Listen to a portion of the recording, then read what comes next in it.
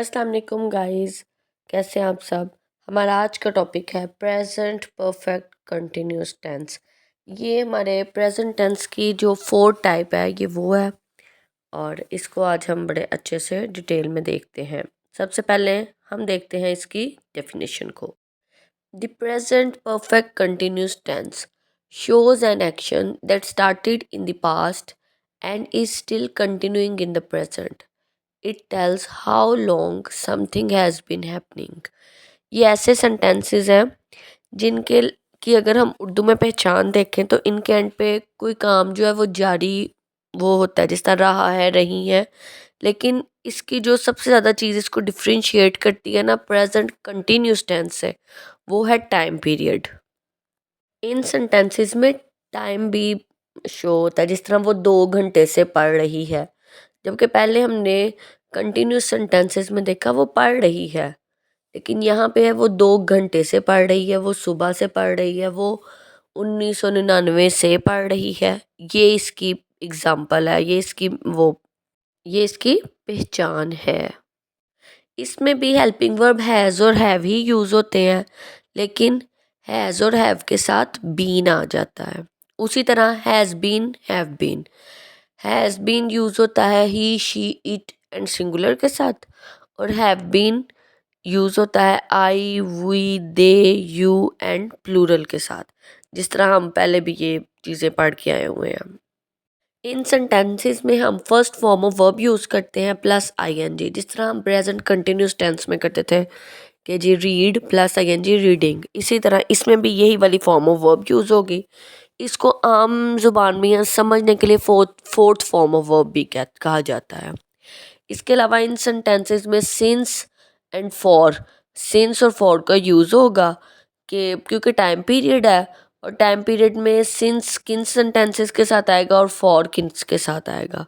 Since आएगा for starting time, यानी कि जिधर हमें कोई वक्त स्टार्ट हो रहा हो, हमें पता चल, जिधर हमें एग्जैक्ट पता हो, जिस तरह जी सुबह से या 1990 से ऐसे, और जहाँ पे सिर्फ वक्त हो 2 साल 2 महीने, वहाँ फॉर यूज़ होगा। आगे मज़ीद में जब ये सेंटेंस को हम पढ़ेंगे एग्जाम्पल्स के साथ, ये चीज़ और क्लियर हो जाएगी कि सिंस कौन से सेंटेंसेस के साथ आता है और फॉर कौन से सेंटेंसेस के साथ आता है। अब हम देखते हैं अफर्मेटिव सेंटेंसेस यानी कि पॉजिटिव सेंटेंसेस को। इनमें सेंटेंस स्ट्रक्चर होगा subject plus has been, have been plus verb plus subject plus since for plus time, और इनकी एग्जाम्पल होंगी I have been studying English for 2 hours, she has been cooking food since morning, they have been playing cricket for 3 hours। अब आप देखें जहाँ पे 2 hours 3 hours का जिक्र है, वहाँ पे हमने उसके साथ फॉर लगाया, यानी कि इधर हमें सिर्फ ड्यूरेशन का पता है। और जहाँ पे हमें पता है हमारा काम एग्जैक्ट कब स्टार्ट हुआ, सिंस मॉर्निंग, मॉर्निंग में यानी कि सुबह स्टार्ट हुआ, वहाँ हमने सिंस यूज़ किया है।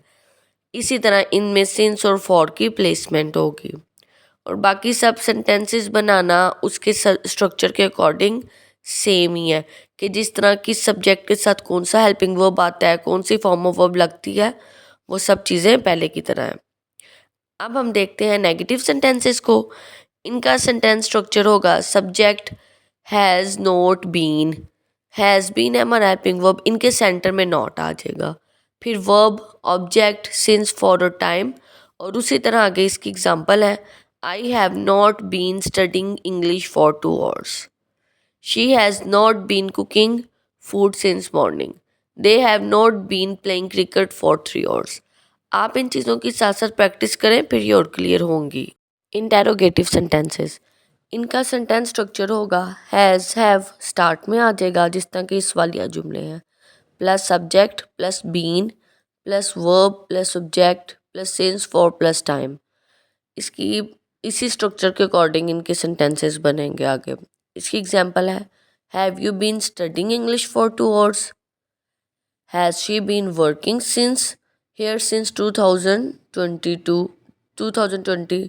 ये देखें इधर जहाँ पे पता है साल की बात आई है, लेकिन हमें एग्जैक्ट पता है इसलिए इसके साथ सिंस लगा है। They have been playing cricket for 3 hours।